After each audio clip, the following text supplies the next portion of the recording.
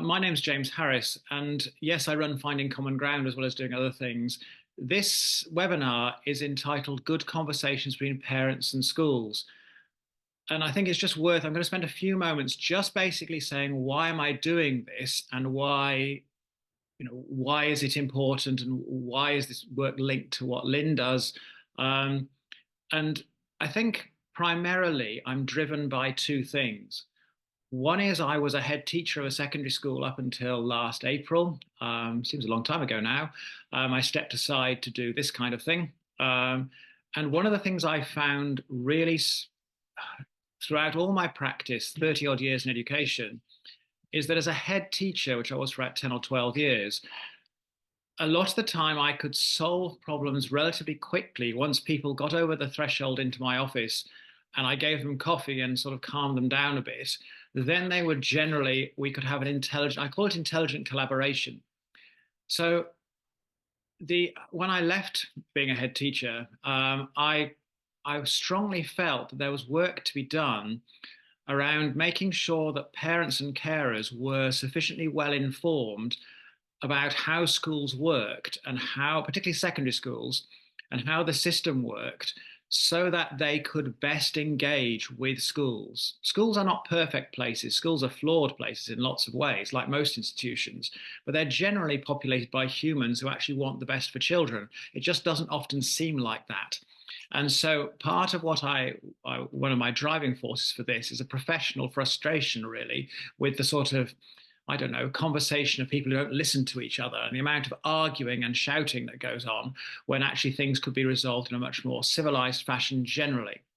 That being said, I'm not underestimating the battles that many parents and carers of children with special educational needs face when tackling the school and particularly the secondary school system.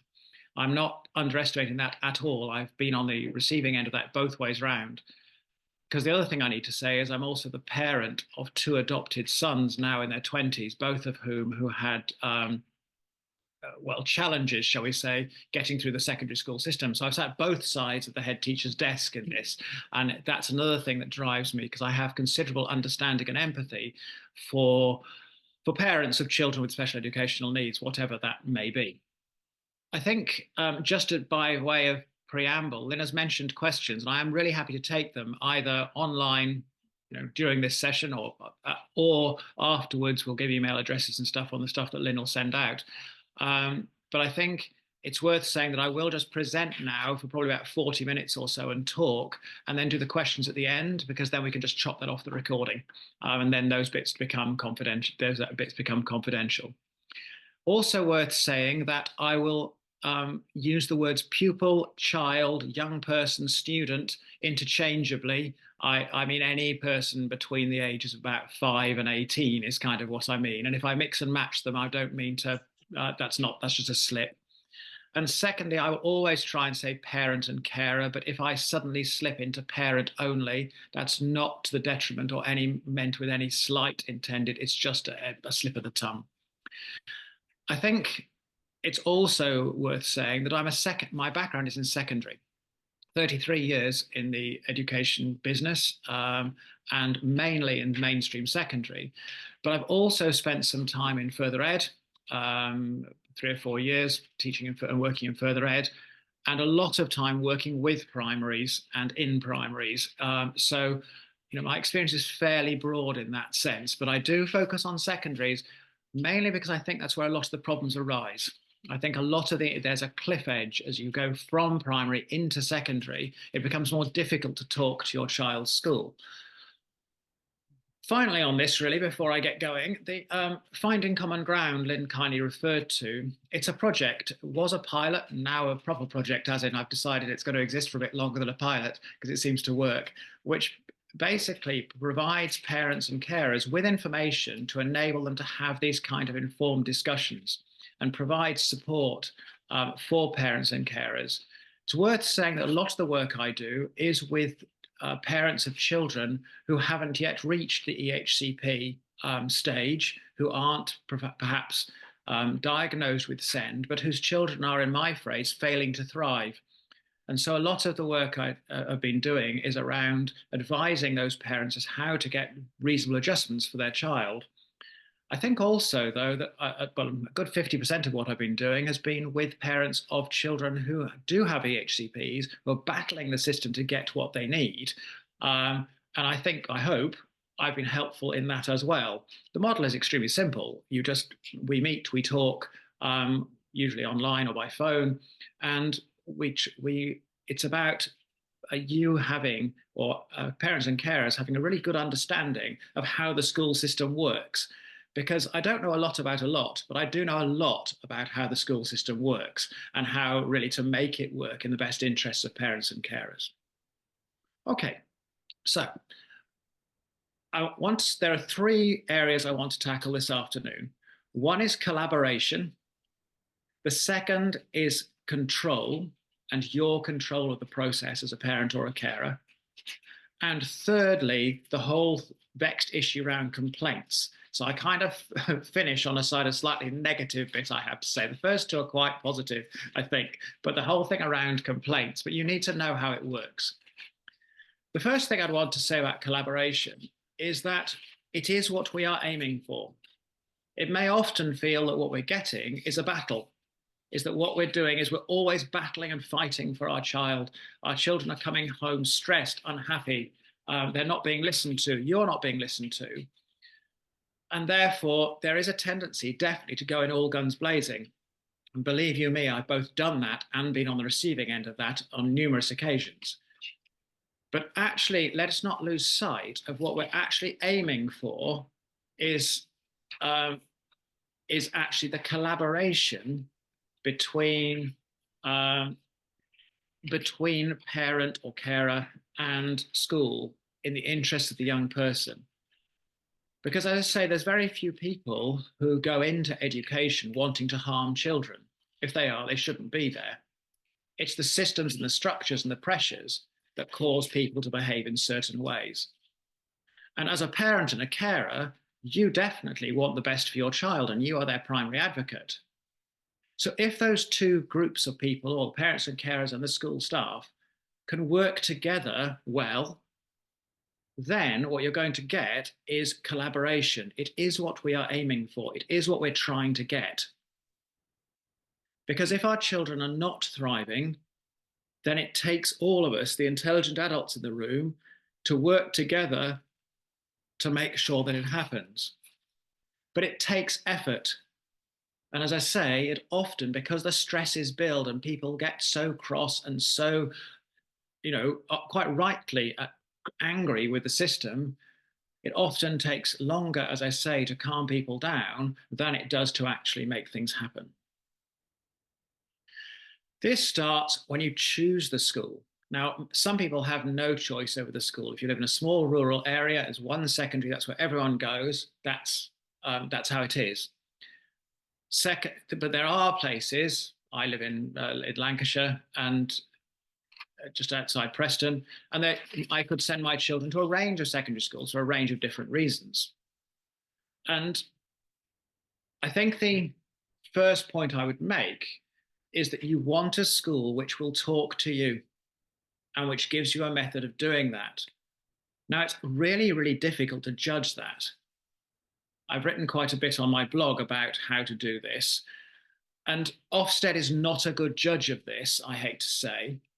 That an Ofsted rating is not always the best judge of the school to send your child to if you want to collaborate with the staff.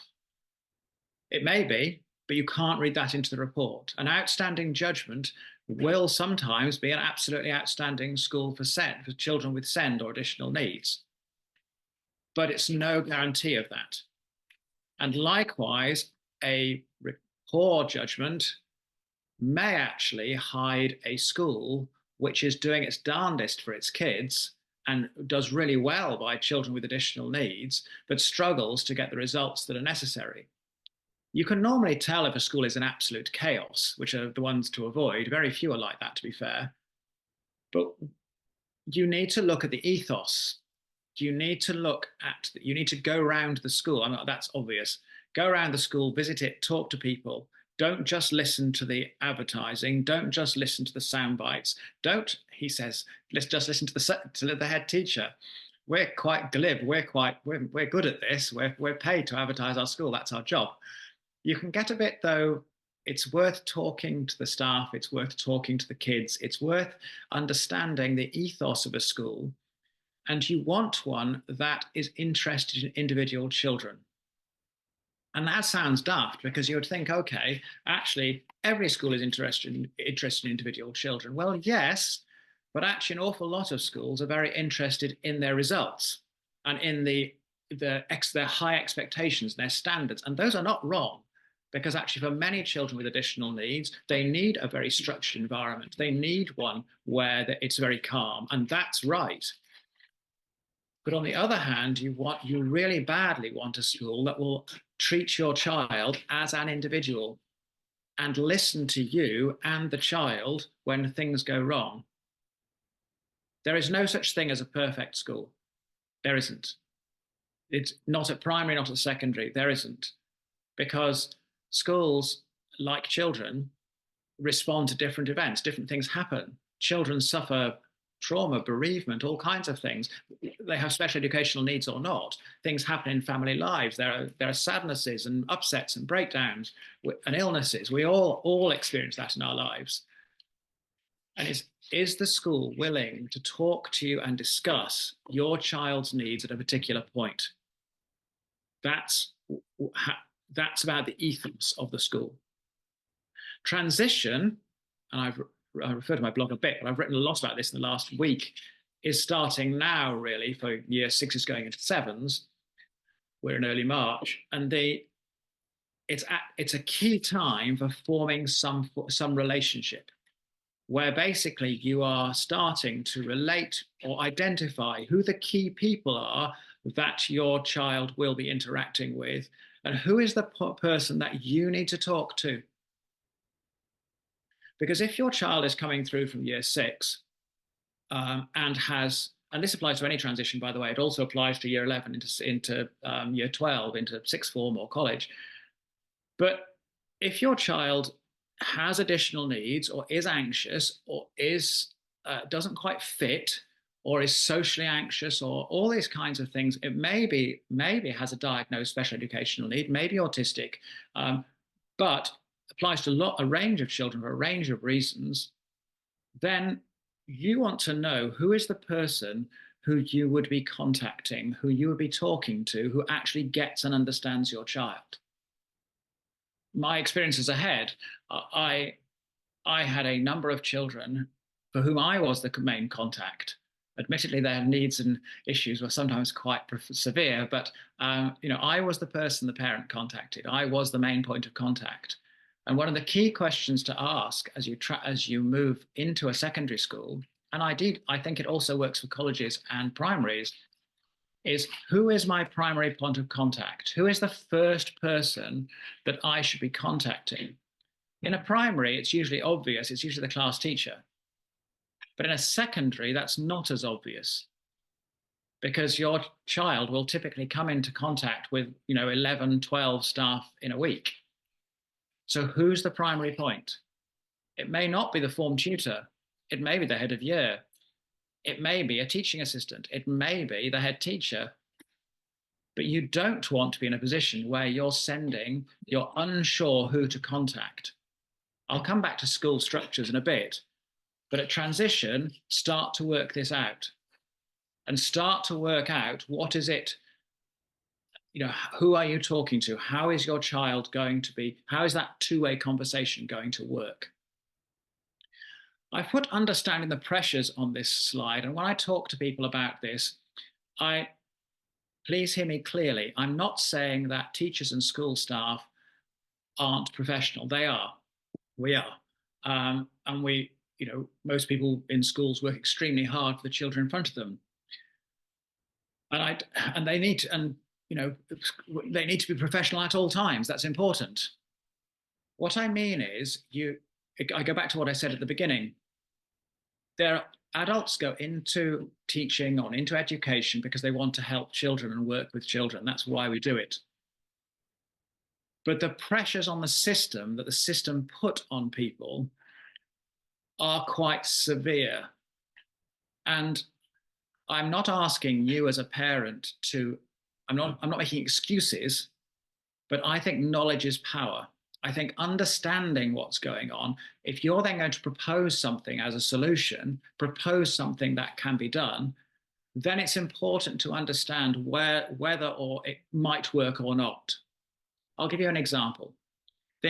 Um, I was advising a parent of a 14-year-old girl the other week or two ago, and this girl gets very anxious and upset and blasts out of the classroom, walks out of the classroom, and does what I call walk laps, and then goes and hides in the toilets in order to avoid having to go to, I think it was French or whatever, several subjects actually. And the parent was really finding it difficult to understand why her daughter couldn't be allowed to just walk. She's a reasonably well-behaved child. She's not about to, attack anybody or anything like that. She's not at risk of violence, those sorts of things. And why can't she go and hide somewhere?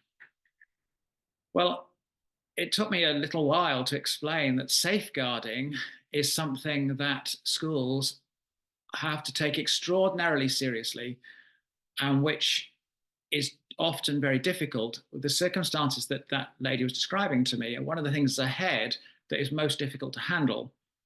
Because if a child won't broadly do what you say or is out of your control, you can't keep them safe.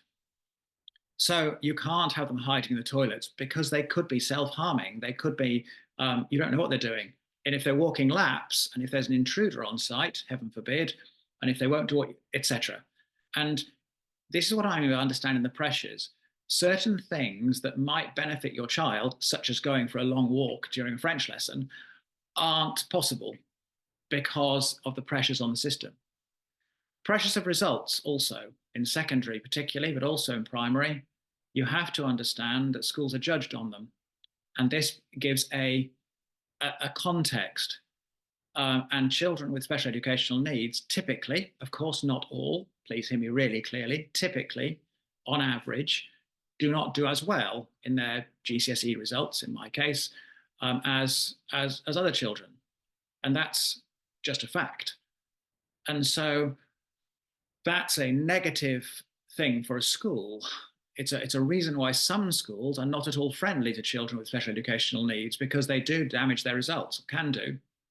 And it sounds terrible to say that that would be something a head teacher would take notice of. But if your Ofsted rating depends upon your results and your employment of your staff depends upon your Ofsted rating, then you have to think carefully about these things. I'm just saying there are several more of these things actually, but it's worth, as an adult, as a parent, having some understanding so you know what you're negotiating with. But collaboration is what we're aiming for. Intelligent adults working together in the interests of a child. That's what we're looking for, not a battle, not a fight. So how does this happen? Secondly, I want to look at control. It may not feel like it, but actually you as a parent and a carer are the person in control of this. So if your child is not thriving at secondary or other school, is not thriving at school, then it's very easy to feel that actually you are at the mercy of this tide of bureaucracy and officialdom and teacher speak that's kind of detrimental to your child. And it's like wading through treacle. Sometimes a bit like when I go to the doctors, I have no idea what they're telling me because I don't understand the language. I understand how schools work, or actually better analogy, I go and have my car fixed, then I really don't know what they're talking about, and I'm just at the mercy of them charging me lots of money.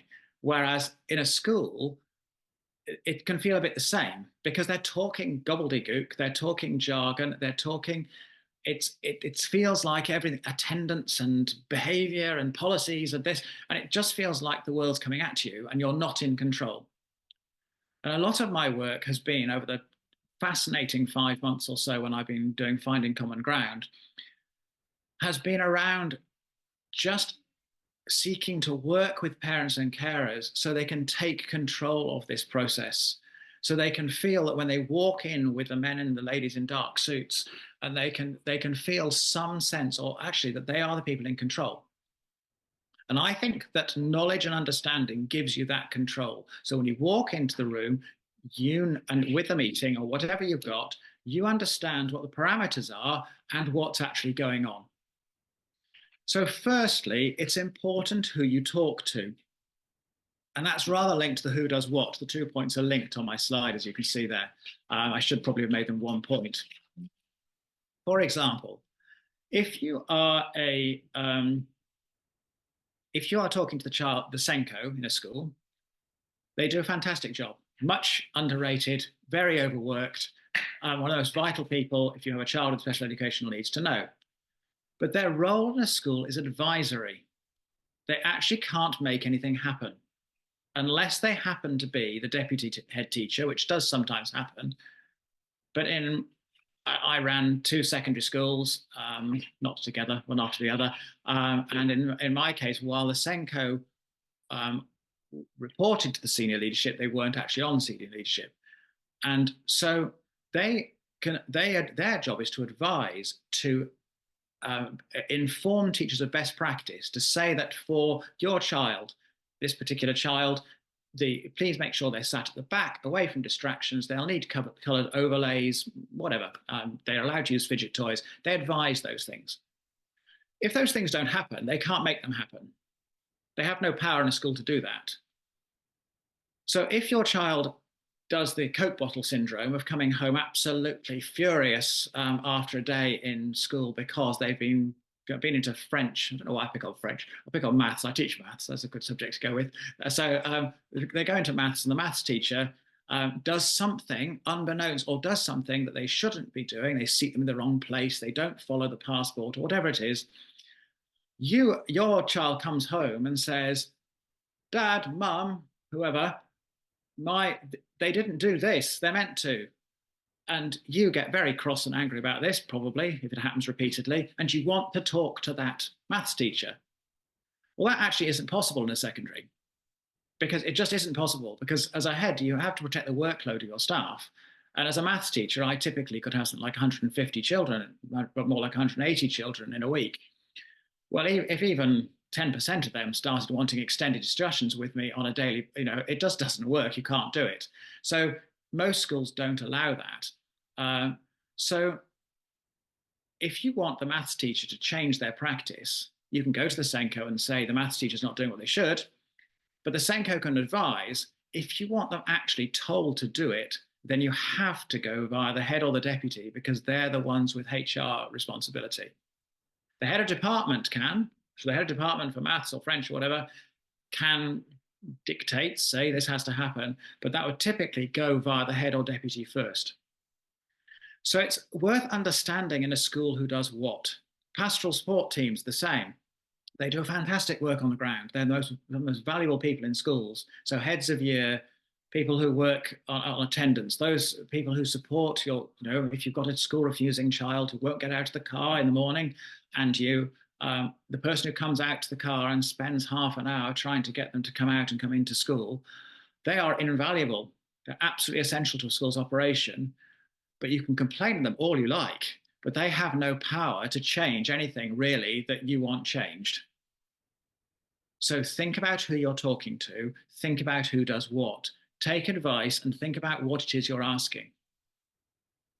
I think that's where my point about single point of contact comes up. I think if let's say your single point of contact, the person who knows your child best, is the form teacher, just for the sake of argument, then that's great. If you can have a weekly check-in with the form tutor, usually by email. Secondary schools use email a lot. It looks very impersonal, but it's exactly the same reason as I said that you can't allow direct access to the maths teacher.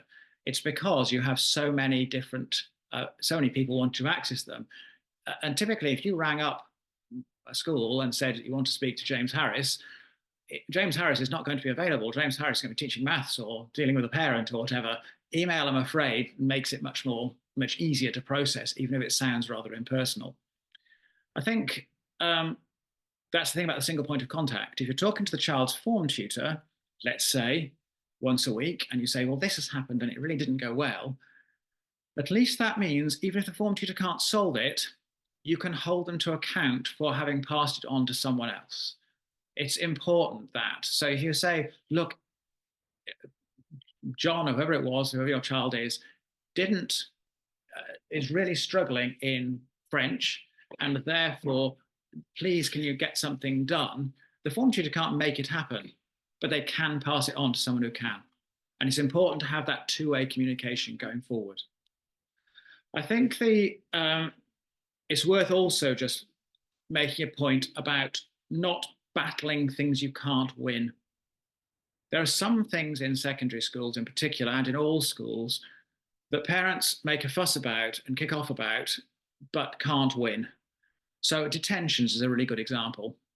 Okay, you can protest all you like about children being put in detention. And if it's persistent, and if you've agreed an exemption for homework, for example, because your child's autism or whatever makes it impossible for them to do it, then if that's written into the HCP and has been agreed by, then that's a different case. But if you just want to dispute that your child has been put into detention for not doing their homework, you're not going to get anywhere really, because schools have a legal right to keep children in detention for a certain amount of time. They don't even have to inform you, actually. They always do, but they don't actually have to. And so schools are not going to unpick every single detention. It's not going to happen. And likewise, if there's a minor incident where it becomes a he said, she said with the class teacher as to what happened, again, to a certain extent, you just have to back the school unless it's really, really serious. So pick your fights and pick your battles. Pick the things where you've got an agreement that for your child, this exception will be made. Because that leads me on to reasonable adjustments. What is it that your child should be allowed to do that is different from others? So there's a whole range of things that fall into this category. Uniform rules are a classic one of this. Wear shorts.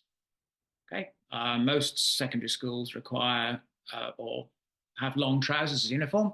I've taught numerous children for whom that is a sensory issue, who can't possibly wear long trousers. And any sensible head teacher goes, yeah, that's fine, wear shorts. So you can reach for the disability discrimination legislation, which is the sort of obvious place to go. But it's better to start off by having a sensible discussion and identifying best practice. Because there are some schools, believe it or not, who wouldn't allow your child to wear shorts, which beggars belief in this day and age. But all it takes is to point out that actually there are schools that do.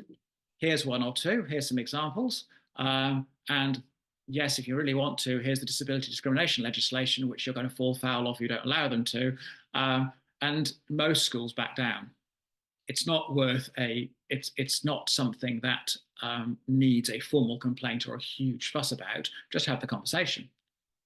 I mean, uniform adjustments and things like that, timeout spaces, safe spaces at break time, single points of contact, use of fidget toys and spinners, time out from a classroom, early passes so that they don't have to go in the corridors, can leave 5 minutes early, arrive 5 minutes late, that kind of stuff. Flexible timings around the start of the school day. With all these, the best thing to do is always to identify good practice. Where is this happening? Because all schools, there's lots of secondary schools and lots of schools in the country, thousands and thousands of them, in which there's good practice going on. Identify that it happens somewhere, and then just present the case or point it out to the school that isn't doing it. And to be honest, in my experience, if someone brought me a case, because to be honest, if I was dealing with a child with a particular condition I'd not come across, it is quite possible that I might accidentally not be aware that certain provision might be helpful for them. That's entirely possible. And likewise, SENCOs, though they're good, they might not know about. I've taught children with a variety of different syndromes, which are very rare. And yes, you normally get extremely good medical advice on this, so it doesn't usually happen. But there are possibly quite simple things you could do And it just takes the parent or the person who knows the child best to come and say, please, could you do this? And that's what we're looking for. We're looking for, in my view, as a parent and a carer, you are looking for a school that will listen to you. Let's go right back to where I started. Look for a school that listens to you and takes these things on board. If they then turn around and say, but no, this isn't possible, I can't do this for this reason, then there's a discussion to be had, isn't there? There may be things around the physics. So the last secondary school I was head of couldn't possibly have a lift. So we struggled with people who were on crutches or wheelchairs. We couldn't, it was very difficult to educate them. We had no lift. We couldn't get them up and down stairs. We couldn't evacuate them during fires, that kind of thing. So it became extremely difficult. But generally, you need to have a discussion around reasonable adjustments based on good practice and based on talking to someone like Lynn.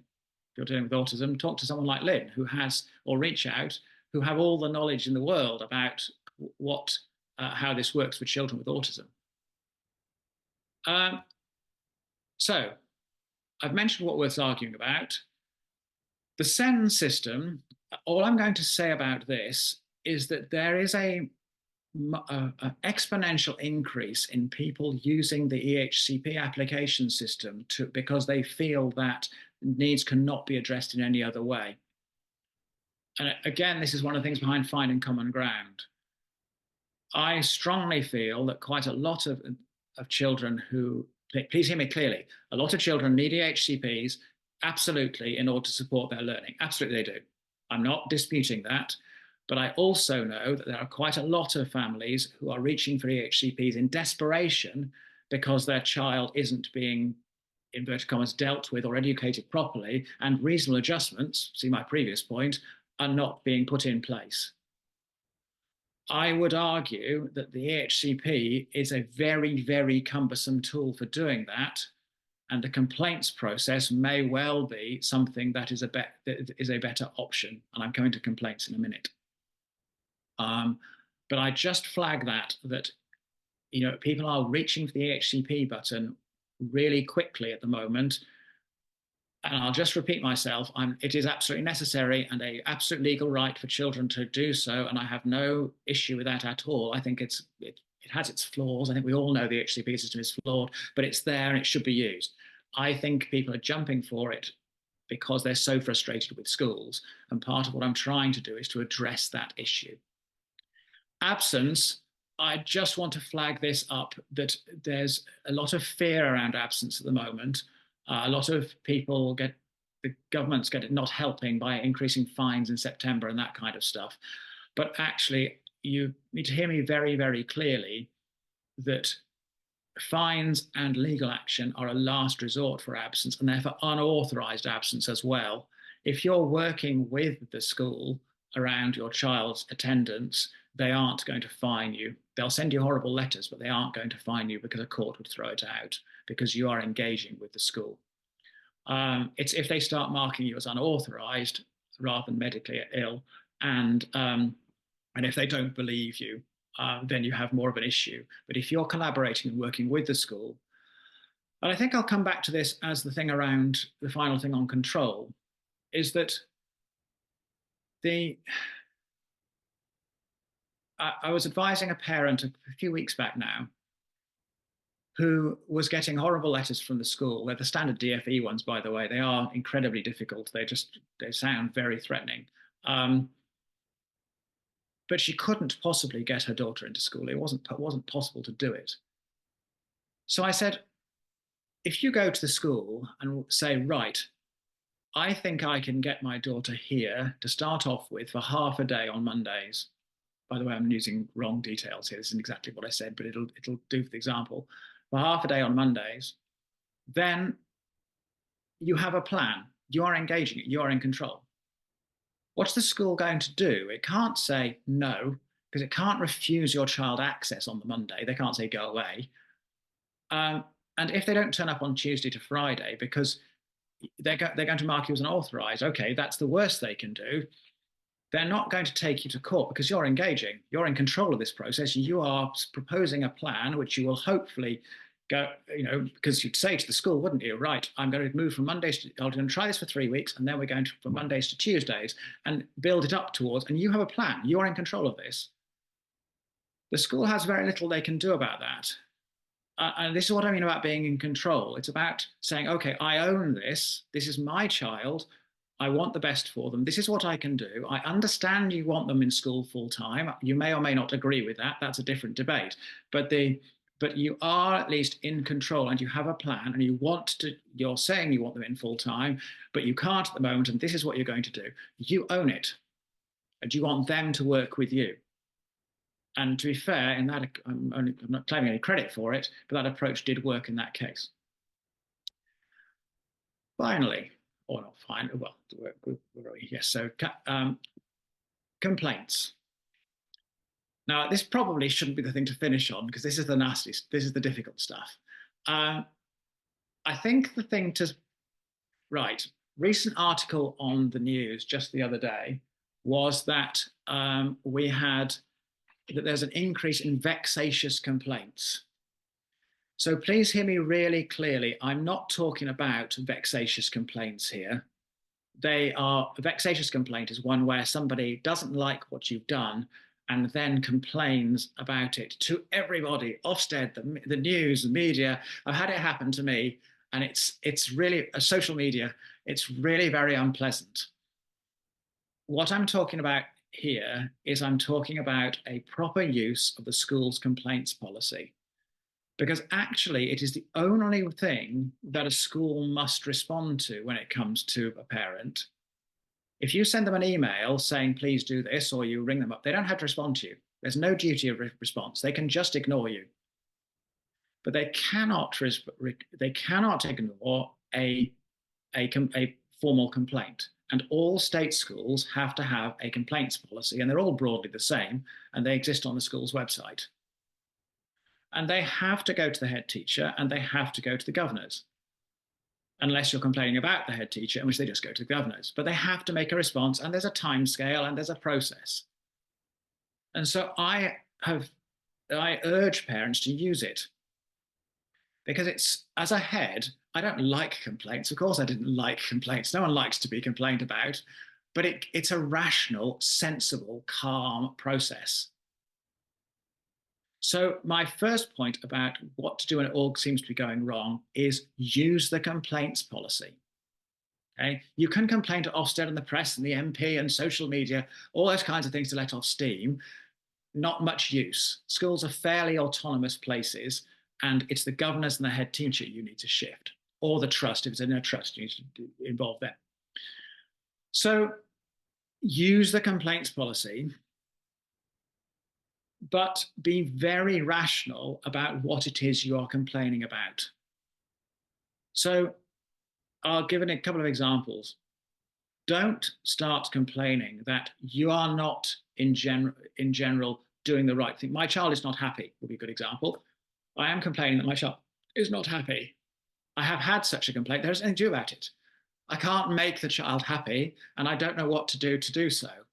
But if, on the other hand, your school is not meeting something that is either on their EHCP, your child's EHCP, or is not actually identified as good practice, that the uniform shorts one would be a good example of that.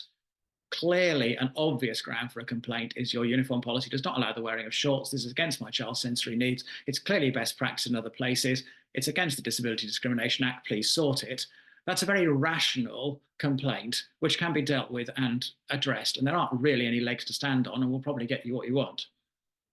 So it's about, there's no point complaining, for example, the French teacher doesn't understand my son. There was an incident last Friday where he said this, she said that. How do you solve that? As a head, you can't solve it because it's he said, she said. There's no evidence, there's no witnesses. You are not, absolutely not, going to interview 30 children against the word of a member of staff. That isn't going to happen, because how does that work? But if, on the other hand, persistently the French teacher is not following the child's passport, the piece of information about your child's needs that says they have to sit at the front, or whatever it is it says, then that's a ground for a complaint, because it's a factual thing. Exclusions happen and suspensions. They're not nice. No one likes them, but they they prompt a proper meeting.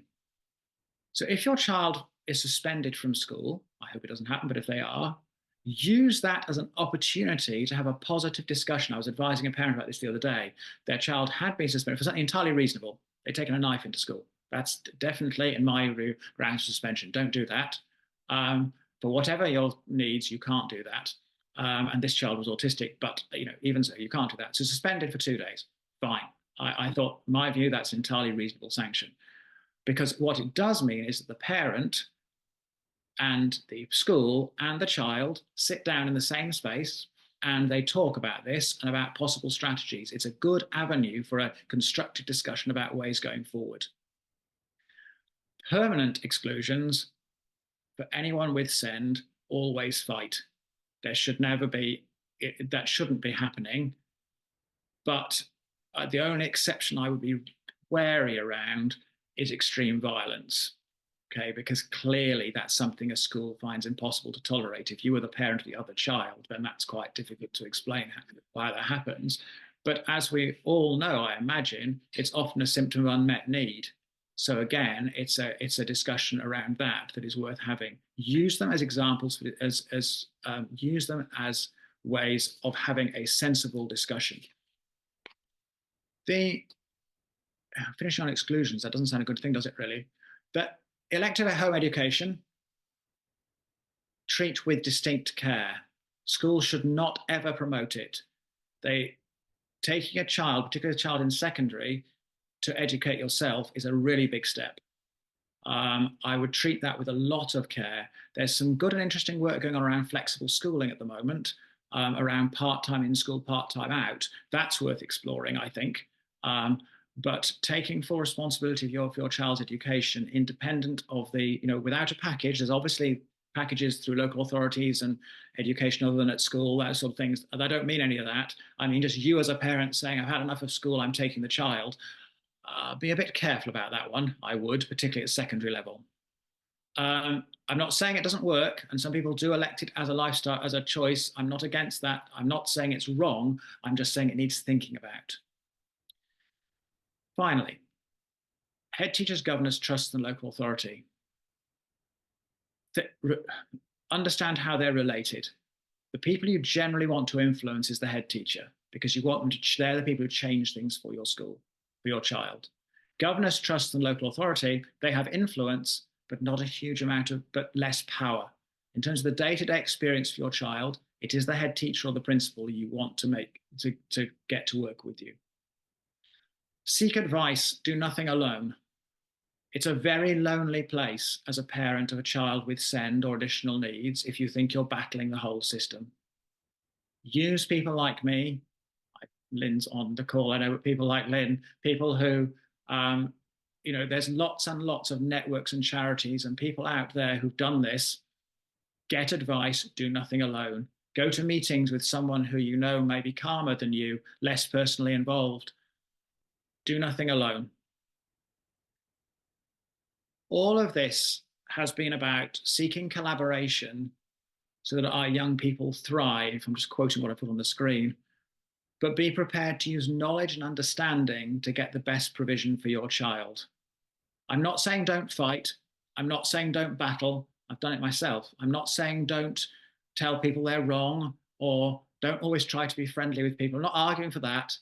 What I'm arguing for is for knowledge and understanding that means you and other intelligent adults can collaborate and your child thrives, rather than the pitched battle that we sometimes get and the shouting and the fighting. Net result is that we don't actually get the positive outcomes for the child that we want. If it comes down to tribunals and legal action, and believe you me, those things are right, then we need to make sure those things happen. That's fine, but they are for very, very limited occasions. They're not for the general course of life. Generally, let's seek to collaborate. Thank you very much indeed for listening. I have talked a lot and a lot of points there. I'm going to hand back to Lynn, I think, and ask her. I'm hoping she's there and we'll come back on. And because I think she can see the chat and see if there are any questions. I hope that's been of some use. I've given a lot of information, but there may well be questions arising from that. So if there are any, I think we've got about 10 minutes. Please don't hesitate to ask them, because I've doubtless missed stuff as I've gone through. Hi, can you hear me all right? You're on mute. Oh, I know it's me. I think I probably won't go again. Sorry, say again. Can you hear me? I can now hear you, yes. Oh, good, right. That means other people can, and we're in different rooms, so we can both talk together. It's interesting. If anybody has any questions, please pop them in the chat book. In the chat book, have you heard me? In the chat box. But one of the things that I've been listening really intently and thinking about all the different environments and situations that everybody has. And I think what I love about what you do is you bring those two viewpoints together, and it's good for us to understand. From both sides of things, everybody's trying their best. There's a lot of pressure under everybody. Interestingly, have you any other situations where what those initial conversations with schools has really had a good outcome? Because I know you've been doing a few of these now. Yes, I think the thing that's often said to me is that it's about the talking it through has generally led to parents and carers feeling more in control of the situation, which has meant that they've gone into school with their head on straight, to be honest, is a good way of describing it. So they actually go in with a series of points they want to raise. So there have been good outcomes. One parent said to me the most useful thing about talking to me was that she felt more in control of the process, and that has generally calmed things at home and means that her child is actually now back on site, to be honest, and is actually attending school. So that's been quite positive. I've had outcomes recently, particularly where specific things around reasonable adjustments, where it's like the shorts example I use, that one, and things where parents have been asking for things and the school's just been saying no. And I've just said, well, look, here's where the evidence is. Here's where it's being used elsewhere in the country and other schools. If it works for them there's no reason why this school can't do it. Go and point this out to them. And there have been a couple of occasions where that's what it does. I'm not claiming to be the universal panacea for everything. I'm just saying knowledge is power, because generally, your point that's been quite successful in pointing out where the flaws arise. But a lot of what I've been doing, I've also been talking about dropping subjects. That's been one that's been coming up a lot with secondary schools. Can you go down a subject? I was talking to a parent the other day, and I just said, what's in the best interest of the school? They want the child to get some results. If they make them do their full lot of GCSEs, the child is not going to attend school, end of. And therefore, the family went into the meeting armed with that and said, you need to bring her down by at least a couple. And the school agreed on the grounds that would mean that they actually got something. And also that stopped the whole attendance thing. So there's various examples like that. I think what's coming through is that together we can really have flexibility through having conversations. It's interesting what you said about EHCPs as well, because we do feel that, for some parents, they don't need an EHCP, that they don't see any other way to try and get the school to meet their child's needs. So what you're advocating really, and I don't blame them for that at all, we're involved in a lot of that ourselves. But I'm just thinking that what you're advocating is these very, very early conversations could really head off a lot of the problems that people find later. That's my professional experience as a head. It very much is that a lot of the times most good schools understand that a particular child may be failing to thrive.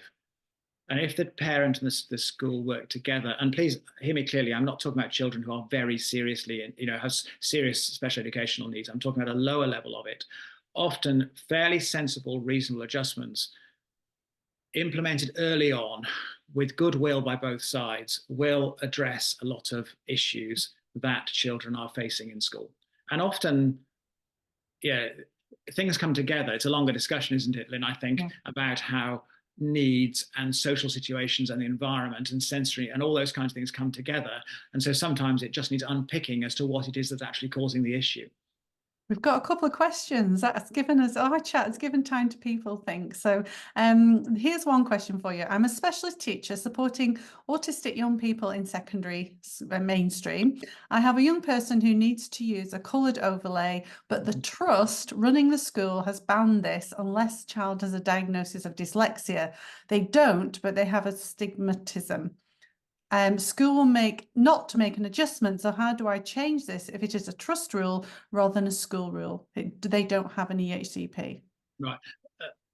The medical evidence, I mean, if I'm not an expert on eyesight, so please hear me if I go completely off track. This is me talking out. But if there's a medical diagnosis of if there's a stigmatization, is something that needs a coloured overlay, and if you would obtain a medical statement to that effect about this child, then the school will if the school doesn't give way, then I would put a complaint in, because that's a medical provision.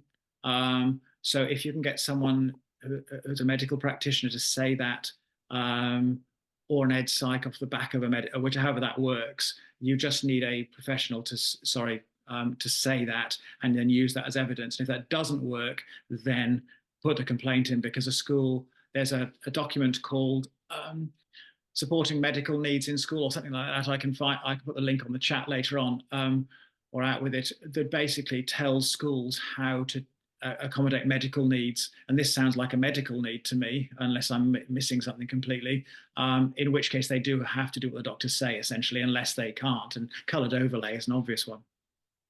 So yeah. I would get a medical professional to provide evidence. Yeah, I think anything with evidence really is helpful, isn't it? We get the same with sensory accommodations sometimes as well. And when we sometimes, as a specialist teacher, we can actually put some research together that supports that. Yeah. There's another one. I've got 3 now. Here we go. What advice would you give to parents if a school is not accommodating? She normally advises to contact SENDIAS to see if a managed move is possible. I'm sure you've had experience of that as well. I've had a lot of experience with this. Right. SENDIAS, just in case anyone on the call isn't familiar, it is the statutory body that all local authorities have to advise parents around special educational needs. It's a bit like what I do, really, but at a higher level, because it only kicks in when a child is on the pathway or in the process of obtaining an EHCP. And I'm wary. Well, it depends very much on the school, this. I would kick up a fuss first, is what I would do, because before seeking a managed move. Managed moves are very disruptive. And they're managed in the sense that if they fail, the child goes back to where they came from and you're back to square one. So I think I would try and change the school. I know that sounds a bit brave and a bit grand, but I would definitely try and get the issue. If there's a specific issue, I'd try and get the school to move it. Now, obviously, in this case, it may be that all that's been tried, in which case you may want to try and manage, but I would do a direct approach rather than a managed move, because managed moves are reversible, whereas direct transfers aren't. So I would be as a parent, going to the other school and saying, look, this is the situation. If my child is an EHCP, then access should be easier in that sense. And I would actually look for a permanent move rather than a managed one, unless a managed move is something you desperately want to happen. But remember, they often fail, and they often go, and if they do, you just go back to where you came from. That's interesting, isn't it? Knowing the status of these different types of moves, isn't it? I think in our experience as well, sometimes a change of school has been transformational. Yes. Because it's given the chance, to have a whole new fresh start for the child. And, the transition is really important, I think, in that point, isn't it? Whatever the move is, especially for our SEND children, there has to be a good transition because it's a whole new place and it needs to be safe for them. There's another question. Sorry, did you want to add to something that just first? come back to one more thing. I think you have to hear my slight bias in this, and to parents on, please be careful of this, in the sense that I feel very strongly that schools should not be allowed to get away with being bad with children with special educational needs. I think it's wrong. So I, whereas you quite rightly, and I mean, I have children who have special educational needs, so you might well want to move them in their best interests, whereas I would be saying stay and fight, because I think the school should change. So if you think I'm using you as pawns in a battle, I'm not doing that deliberately. It's just a sort of natural state of mind. So I'm not. Please be aware of that. Obviously, if it's in your child's best interest and you genuinely think it's the right thing to do, then you should move your child if it's possible. Of course, you should. On the other hand, but I just don't think the first school should be allowed to get away with it. That's all. Yeah, it's interesting how different everywhere is. There's one more question. How can a teacher navigate professionally difficult phone calls or meetings and find common ground with the parents? This is one of the hardest bits of working in the pastoral team. Really interesting is that is it Giovanni? I think I can see this Yeah. on the. I'm very happy to talk about this separately if you would like to talk about it, because it's a really long and complicated subject. In outline, one of the things I found when I started finding common ground is that I've been contacted by a number of professionals, from head teachers to all sorts, saying they would value a confidential advice line about this kind of thing. And actually, if you look on the Finding Common Ground website, you'll see I've started to do it, to offer it as a service, because it is extremely difficult to do, because when parents come in with all guns blazing, I think the thing I would be saying is that I think it's easier done face to face. I work that may be a personal preference, but phone calls are difficult, and often you can't read emotion on a phone call quite as easily, and people can. I always found that inviting people in to meet them face to face tended to diffuse the situation, because they realize you're human. And then I think the other piece of advice I would give is to structure it in advance, so that you know the parameters of the meeting, you know what you're going to try to achieve and what to get out of it. And so even if you're going to have a phone call, email them in advance to say, okay, we're going to have a phone call at 4 o'clock in order to discuss this. And what I'd like to get to is this. And therefore, you'll know what you're working with, because meetings and phone calls are terrible if they shoot off in tangents, and you can spend hours on things that aren't. So I have always tried to. Lynn knows me well. I'm quite a planner and a structured person, and I want to see where it's going to go. So I think my simple advice to the person with the question is plan it and communicate that plan to the parent as well.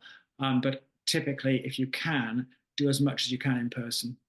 I would really back that up. I think one of the things that we often try and advise as well is that sometimes those parents might have their own additional needs or their mental health needs. We know that, for example, autistic is being autistic is a genetic thing, so it's quite often the parent is autistic too, and therefore actually all the things that we say about as good communication with the child is good for communication for parents as well. So absolutely, the structure, and plan it ahead. This is what we're going to talk about. This is what we're trying to achieve. These are, we'll have a look at what the barriers are.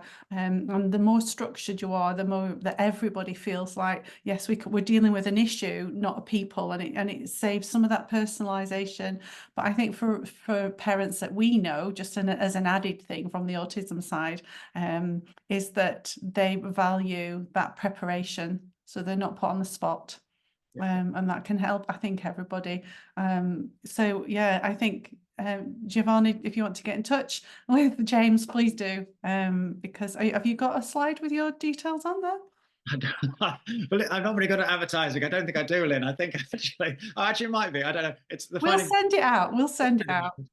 It's on all the. If you Google Finding Common Ground, it's sorry, one's just popped up. Some parents I'm working with, it's difficult to stay calm. Yeah. Yes, that's right. Isn't pretty much on. Yeah. I think Karen as well. I know Karen, and she does a lot of great work supporting parents. But one of the things is to know that you can refer parents to this service, Karen, so that they can have that advice from James about their particular situation as well. And, you can get in touch with him as well. Bernardo's are using me like this as well. So I've had referrals through Bernardo's. That's a different category of that's not a SIN related thing, but those are more families with severe levels of deprivation. But I'm receiving referrals through Bernardo's, etc., and other agencies, and also some of the adoption agencies and charities are referring parents into me because one of my other interests obviously is children who are adopted or fostered, and so so I'm working with a whole range of different charities and agencies who refer people to me, parents to me, to have these kind of discussions. So Karen, that would be a way forward if that was helpful. Fantastic. I think we're coming to the end of the time now. We will send out an email to people who booked on and make sure that you get the contact details, but you can find it online anyway.